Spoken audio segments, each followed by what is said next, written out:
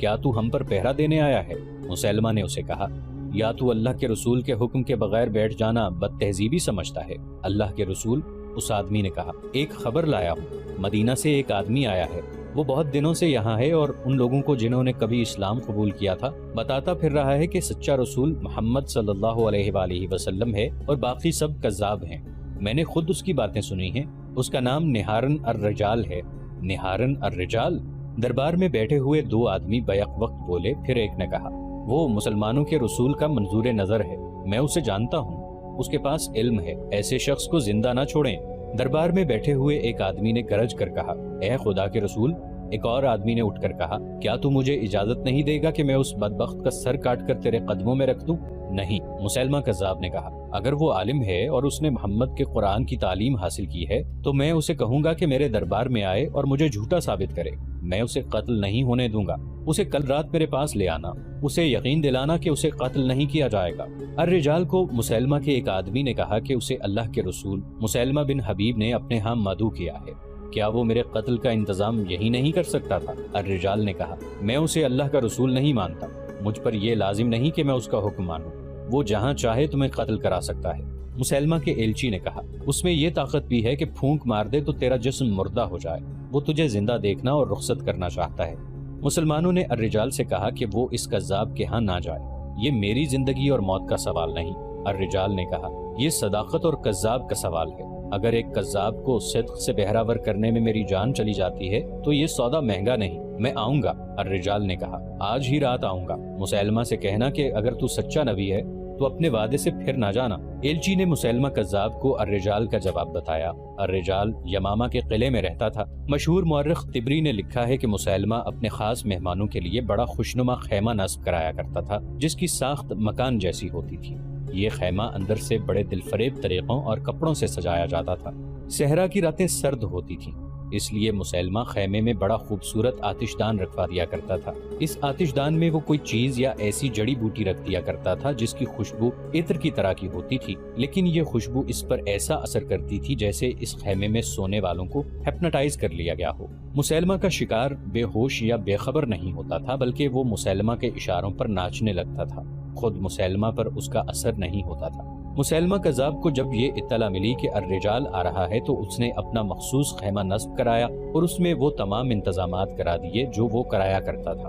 اس نے رات کے لیے آتش دان بھی رکھوا دیا۔ الرجال آیا تو مسیلمہ نے باہر آ کر اس کا استقبال کیا۔ تم ایک رسول کے بھیجے ہوئے آدمی ہو، مسیلمہ نے کہا، اور میں بھی رسول ہوں، اس لیے تمہارا احترام میرا فرض ہے۔ میں صرف اسے رسول مانتا ہوں جس نے مجھے یہاں بھیجا ہے، الرجال نے کہا، اور میں تمہیں یہ کہتے ہوئے نہیں ڈروں گا کہ تم کذاب ہو۔ مسیلمہ مسکرایا اور الرجال کو خیمے میں لے گیا۔ تاریخ میں اس سوال کا جواب نہیں ملتا کہ خیمے میں مسیلمہ اور الرجال کے درمیان کیا باتیں ہوئیں، کیسی سودے بازی یا کیسا شعبدہ یا کیسا جادو تھا کہ اگلی صبح جب الرجال خیمے سے نکلا تو اس کے منہ سے پہلی بات یہ نکلی کہ اس میں کوئی شبہ نہیں کہ مسیلمہ اللہ کا سچا رسول ہے اور اس پر وحی نازل ہوتی ہے۔ اس نے یہ بھی کہا کہ میں نے محمد کو یہ بھی کہتے ہوئے سنا ہے کہ مسیلمہ سچا نبی ہے۔ الرجال کی حیثیت صحابی کی تھی، اس لیے مسلمانوں نے اس پر اعتماد کیا۔ الرجال بنو حنیفہ سے تعلق رکھتا تھا۔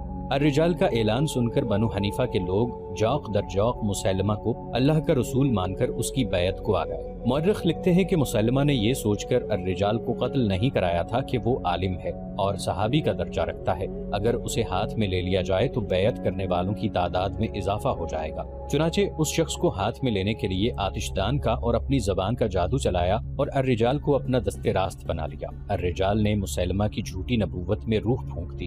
اکثر ماں باپ اپنے نوزائیدہ بچوں کو رسول کریم صلی اللہ علیہ وآلہ وسلم کے پاس لاتے اور آپ صلی اللہ علیہ وآلہ وسلم بچے کے سر پر ہاتھ پھیرا کرتے تھے۔ الرجال نے مسیلمہ کذاب کو مشورہ دیا کہ وہ بھی نوزائیدہ بچوں کے سروں پر ہاتھ پھیرا کرے۔ مسیلمہ کو یہ بات اچھی لگی، اس نے کئی نوزائیدہ بچوں اور بچیوں کے سروں پر ہاتھ پھیرا۔ مورخوں نے لکھا ہے کہ یہ بچے جب سن بلوغت میں داخل ہوئے تو ان کے سروں کے بال اس طرح جھڑ گئے کہ کسی مرد یا عورت کے سر پر ایک بھی بال نہ رہا۔ اس وقت تک مسیلمہ کو مرے ہوئے زمانہ گزر گیا تھا۔ اس دوران ایک عورت نے بھی نبوت کا دعویٰ کیا، اس کا نام سجاع تھا، وہ الحارث کی بیٹی تھی، اسے ام صادرہ بھی کہا جاتا تھا۔ اس کی ماں عراق کے ایک قبیلے سے تھی اور باپ بنو یربوع سے تعلق رکھتا تھا۔ الحارث اپنے قبیلے کا سردار تھا۔ سجاع بچپن سے خود سر اور آزاد خیال تھی، وہ چونکہ سرداروں کے خاندان میں جنی پلی تھی، اس لیے دوسروں پر حکم چلانا اس کی سرشت میں شامل تھا۔ وہ غیر معمولی طور پر ذہین اور عقل مند تھی۔ ایک دو مورخوں نے لکھا ہے کہ یہ غیب دان بھی تھی اور وہ آنے والے وقت کو قبل از وقت جان لیتی تھی۔ اس کے متعلق اختلاف رائے بھی پایا جاتا ہے، لیکن یہ بات سب نے متفقہ طور پر کہی ہے کہ سجا قدرتی طور پر شاعرہ تھی، ہر بات منظوم کیا کرتی۔ اس کی زبان میں چاشنی تھی۔ اس کی ماں کا قبیلہ عیسائی تھا، اس لیے سجا نے بھی عیسائیت کو ہی پسند کیا۔ سجا کے کانوں میں یہ خبریں پڑیں کہ طلحہ اور مسیلمہ نے بھی نبوت کا دعویٰ کیا ہے اور لوگ ان کی بیعت کر رہے ہیں، تو اس نے بھی نبوت کا دعویٰ کر دیا۔ وہ جوان ہو چکی تھی۔ خدا نے اسے دیگر اوصاف کے علاوہ حسن بھی دیا تھا۔ اس کے سراپا اور چہرے پر ایسا تاثر تھا کہ لوگ اس سے مسحور ہو کر اسے نبی مان لیتے تھے۔ بہت سے لوگ اس کی شاعری سے متاثر ہوئے۔ وہ صرف نبی بن کے کہیں بیٹھنا نہیں چاہتی تھی۔ اس نے اپنے پیروکاروں کی ایک فوج تیار کر لی اور بنی تمیم کے ہاں جا پہنچی۔ ان قبائل کے جو سردار تھے وہ رسول اکرم صلی اللہ علیہ وآلہ وسلم کے مقرر کیے ہوئے تھے۔ یہ تھے زبرقان بن بدر، قیس بن عاصم، وقی بن مالک اور مالک بن نویرہ۔ سجا نے مالک بن نویرہ کو اپنے پاس بلایا اور اسے کہا کہ وہ مدینہ کو تہہ تیغ کرنے آئی ہے اور بنی تمیم اس کا ساتھ دیں۔ مالک بن نویرہ نے اسے بتایا کہ کئی قبیلے اسے پسند نہیں کرتے، پہلے انہیں زیر کرنا ضروری ہے۔ سجا زیر کرنے کا مطلب کچھ اور سمجھتی تھی۔ اس کے پاس اچھا خاصا لشکر تھا۔ مالک نے اس میں اپنی فوج شامل کر دی اور قبیلوں کی بستیوں پر حملہ آور ہوئے۔ قبیلے ان کے آگے ہتھیار ڈالتے چلے گئے، لیکن سجا نے انہیں یہ کہنے کے بجائے کہ اسے نبی مانے، ان کے گھر لوٹ لیے اور ان کے مویشی چھین لیے۔ اس مال غنیمت سے اس کا لشکر بہت خوش ہوا۔ اس کی لوٹ مار کی شہرت دور دور تک پھیل گئی۔ سجا ایک مقام نباج پر پہنچی اور اس علاقے کی بستیوں میں لوٹ مار شروع کر دی، لیکن یہ قبیلے متحد ہو گئے اور سجا کو شکست ہوئی۔ وہ ایک اور حملہ کرنا چاہتی تھی، لیکن اسے ایک مجبوری کا سامنا تھا۔ اس کے لشکر کے کئی سرداروں کو نباج کے قبیلوں نے پکڑ کر قید میں ڈال دیا تھا۔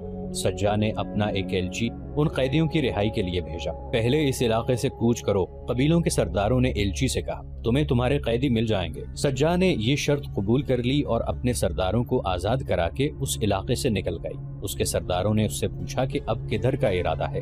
یمامہ، سجا نے کہا۔ وہاں مسیلمہ بن حبیب کوئی شخص ہے جس نے نبوت کا دعویٰ کر رکھا ہے، اسے تلوار کی نوک پر رکھنا ضروری ہے، لیکن یمامہ کے لوگ جنگ و جدل میں بہت سخت ہیں، ایک سردار نے اسے کہا، اور مسیلمہ بڑا طاقتور ہے۔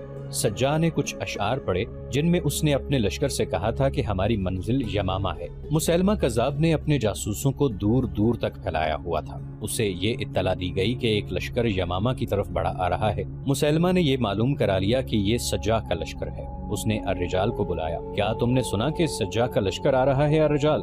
مسیلمہ نے کہا، لیکن میں ان سے لڑنا نہیں چاہتا۔ تم جانتے ہو کہ اس علاقے میں مسلمانوں کی فوج موجود ہے جس کا سالار اکرمہ ہے۔ کیا ہمارے لیے یہ بہتر نہیں ہوگا کہ سجا اور اکرمہ کی لڑائی ہو جائے، اور جب دونوں لشکر آپس میں الجھے ہوئے ہوں اس وقت ہم اس پر حملہ کر دیں؟ اگر ان کی ٹکر نہ ہوئی تو تم کیا کرو گے؟ الرجال نے کہا، پھر میں سجا کے ساتھ دوستی کا معاہدہ کروں گا۔ مسیلمہ نے کہا۔ صورت وہی پیدا ہو گئی۔ سجا اور اکرمہ رضی اللہ عنہ کی فوجیں ایک دوسرے سے بے خبر رہیں اور سجا یمامہ کے بالکل قریب آ گئی۔ مسیلمہ نے اپنا ایک ایلچی سجا کے پاس اس پیغام کے ساتھ بھیجا کہ سجا اس سے ملنے اس کے پاس آئے تاکہ دوستی کا معاہدہ کیا جا سکے۔ سجا نے جواب بھیجا کہ وہ آ رہی ہے، لیکن مسیلمہ کو قبل از وقت اطلاع مل گئی کہ سجا اپنے لشکر کو ساتھ لا رہی ہے۔ اس نے سجا کو پیغام بھیجا کہ لشکر کو ساتھ لانے سے میں یہ سمجھوں گا کہ تم دوستی کی نیت سے نہیں آ رہی، زیادہ سے زیادہ یہ کر سکتی ہو کہ اپنے چند ایک محافظوں کو ساتھ لے آؤ۔ یا رسول، مسیلمہ کے ایک درباری نے اسے کہا، سنا ہے کہ سجا کا لشکر اتنا بڑا ہے کہ یمامہ کی وہ اینٹ سے اینٹ بجا دے گا، اور یہ بھی سنا ہے، ایک اور نے کہا، وہ قتل و غارت کر کے اور لوٹ مار کر کے چلی جاتی ہے، اس سے وہی محفوظ رہتا ہے جو اس کی نبوت کو تسلیم کر لیتا ہے۔ کیا تم مجھے ڈرا رہے ہو؟ مسیلمہ نے پوچھا، کیا تم یہ مشورہ دینا چاہتے ہو کہ میں اپنی نبوت سے دستبردار ہو کر اس کی نبوت کو تسلیم کر لوں؟ نہیں اللہ کے رسول، اسے جواب ملا، ہمارا مطلب احتیاط سے ہے، وہ کوئی اپنا ہاتھ نہ دکھا جائے۔ مسیلمہ نے قہقہہ لگایا اور کہا، تم شاید میری صورت دیکھ کر مشورہ دے رہے ہو، کیا تم مجھے کوئی ایسی عورت دکھا سکتے ہو جو میرے پاس آئی ہو اور میری گرویدہ نہ ہو گئی ہو؟ سجا کو آنے دو، وہ آئے گی جائے گی نہیں، اور وہ زندہ بھی رہے گی۔ وہ آ گئی اور لشکر کے بغیر آئی۔ یمامہ کے لوگوں نے اسے دیکھا اور آوازیں سنائی دیں، اتنی خوبصورت اور طرح عورت پہلے کبھی نہیں دیکھی تھی۔ اگر نبوت حسن پر ملتی ہے تو اس عورت کو نبوت مل سکتی ہے۔ اس کے ساتھ 40 محافظ تھے جو اعلیٰ نسل کے گھوڑوں پر سوار تھے۔ ایک سے ایک خوبصورت جوان تھا، کمر سے تلواریں لڑک رہی تھیں اور ان کے ہاتھوں میں برچھیاں تھیں۔ سجا جب قلعے کے دروازے پر پہنچی تو دروازہ بند تھا۔ اسے دیکھ کر بھی کسی نے دروازہ نہ کھولا۔ کیا ایسا آدمی خدا کا رسول ہو سکتا ہے جو مہمان کو بلا کر دروازہ بند رکھتا ہے؟ سجا نے بلند آواز سے کہا، کیا وہ نہیں جانتا کہ وہ اس عورت کی توہین کر رہا ہے جسے خدا نے نبوت عطا کی ہے؟ معزز مہمان، قلعے کے اوپر سے آواز آئی، تم پر سلامتی ہو، ہمارے رسول نے کہا ہے کہ محافظ باہر رہیں اور مہمان اندر آ جائے، دروازہ کھول دو۔ سجا نے دلیری سے کہا اور اپنے محافظوں سے کہا، تم سب قلعے سے دور چلے جاؤ، لیکن ہم ایک اجنبی پر کیسے اعتبار کر سکتے ہیں؟ محافظ دستے کے سردار نے کہا، اگر سورج غروب ہونے تک میں واپس نہ آئی تو اس قلعے کو ملبے کا ڈھیر بنا دینا۔ سجا نے کہا، اور اس شہر کے ایک بچے کو بھی زندہ نہ چھوڑنا۔ میری لاش کو مسیلمہ اور اس کے خاندان کے خون سے نہلا کے یہیں دفن کر دینا، لیکن مجھے یقین ہے کہ میں قلعے سے کچھ لے کر نکلوں گی۔ محافظ چلے گئے اور دروازہ کھل گیا، مگر اس کے استقبال کے لیے مسیلمہ موجود نہیں تھا۔ اس کے حکم پر دروازے پر کھڑے 2 گھڑ سوار اسے قلعے کے صحن میں لے گئے، جہاں ایک چوکور خیمہ نصب تھا۔ اس کے ارد گرد درخت اور پودے تھے اور نیچے گھاس تھی۔ سجا کو خیمے میں داخل کر دیا گیا۔ اندر کی سجاوٹ نے اسے مسحور کر دیا، مگر مسیلمہ وہاں نہیں تھا۔ وہ بیٹھ گئی۔ تھوڑی دیر بعد مسیلمہ خیمے میں داخل ہوا۔ سجا نے اسے دیکھا تو اس کے ہونٹوں پر مسکراہٹ آ گئی۔ اس مسکراہٹ میں تمسخر تھا۔ سجا نے اتنا بدصورت آدمی کبھی نہیں دیکھا تھا۔ اتنے چھوٹے قد کا آدمی شاذ و نادر ہی کبھی نظر آتا تھا۔ کیا تم نے نبوت کا دعویٰ کیا ہے؟ سجا نے اس سے طنزیہ لہجے میں پوچھا۔ دعویٰ کرنا کچھ اور بات ہے، مسیلمہ نے سجا کی آنکھوں میں آنکھیں ڈال کر کہا۔ یہ سچ ہے کہ میں خدا کا بھیجا ہوا رسول ہوں۔ میں محمد کو رسول نہیں مانتا، لیکن اس نے اپنی رسالت منوا لی ہے۔ لوگ اس لیے مان گئے ہیں کہ قبیلہ قریش کی تعداد اور طاقت زیادہ ہے۔ انہوں نے اب دوسروں کے علاقوں پر قبضہ کرنا شروع کر دیا ہے۔ طبری نے چند ایک حوالوں سے لکھا ہے کہ مسیلمہ نے سجا کی آنکھوں میں آنکھیں ڈال دیں۔ اس کے ہونٹوں پر دل فریب مسکراہٹ تھی۔ بہت عرصہ بعد سجا نے کسی موقع پر کہا تھا کہ اس نے اتنی چھوٹی چھوٹی آنکھیں میری آنکھوں میں ڈالیں تو مجھے ایسا محسوس ہوا کہ جیسے ٹھگنا سا یہ بدصورت آدمی پراسرار سا ایک اثر بن کر آنکھوں کے راستے میرے وجود میں اتر رہا ہے۔ مجھے اطمینان سا ہونے لگا کہ یہ شخص مجھے قتل نہیں کرے گا۔ کچھ اور وقت گزرا تو اس احساس نے جیسے مجھے بے بس کر دیا کہ میں اس کے وجود میں سما جاؤں گی اور میرا وجود ختم ہو جائے گا۔ اگر تم نبی ہو تو کوئی الہامی بات کرو، سجا نے کہا۔ تم نے کبھی سوچا ہے کہ تم کس طرح پیدا ہوئی تھیں؟ مسیلمہ نے ایسے انداز سے کہا جیسے شعر پڑھ رہا ہو۔ تم نے شاید یہ بھی نہیں سوچا کہ جس طرح تم پیدا ہوئی تھی اس طرح تم بھی انسانوں کو پیدا کرو گی، مگر تنہا نہیں، مجھے خدا نے بتایا ہے۔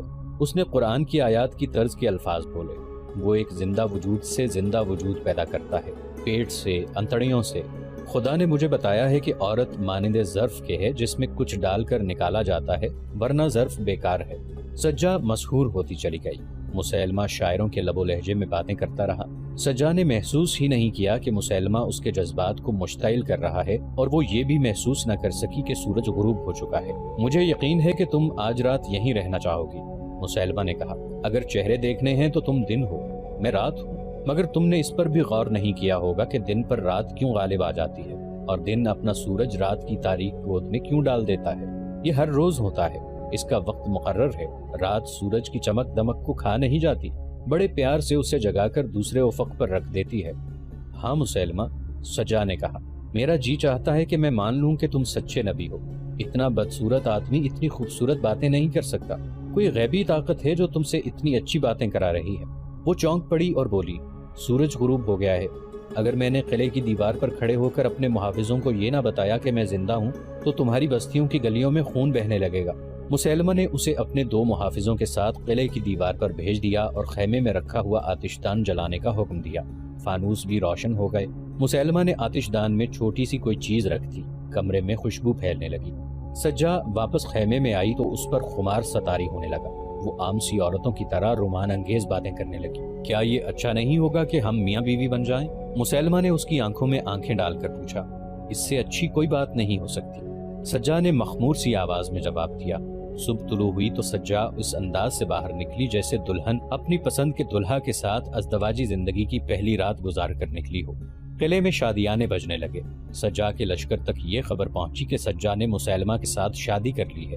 یہ شادی اسلام کے لیے بہت بڑا خطرہ بن گئی۔ ارتداد کے 2 لشکر متحد ہو گئے، لیکن یہ اتحاد جلد بکھر گیا کیونکہ مسیلمہ نے سجا کو دھوکہ دیا اور وہ دل برداشتہ ہو کر عراق اپنے قبیلے چلے گئے۔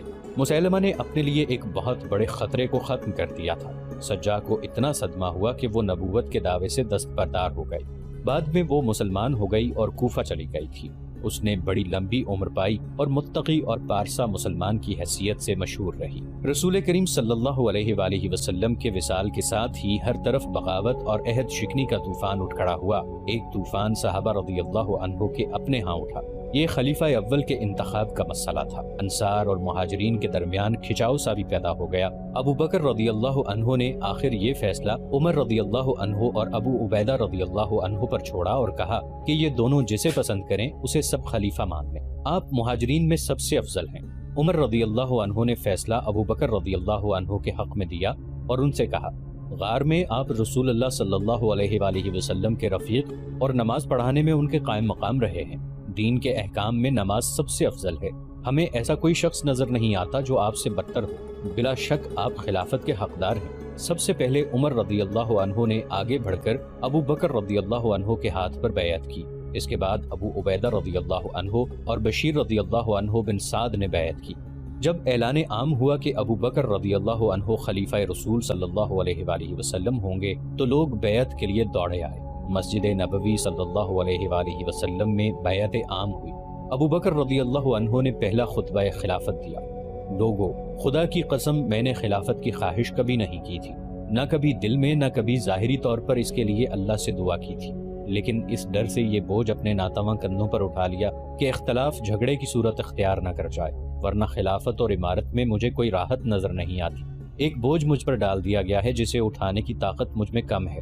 اللہ کی مدد کے بغیر میں اس بوجھ کو اٹھا نہیں سکوں گا۔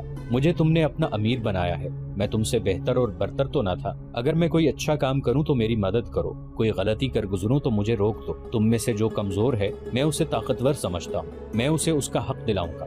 تم میں سے جو طاقتور ہے اسے میں کمزور سمجھوں گا اور اسے اس کے حق سے محروم کر دوں گا جس کا وہ حقدار نہیں۔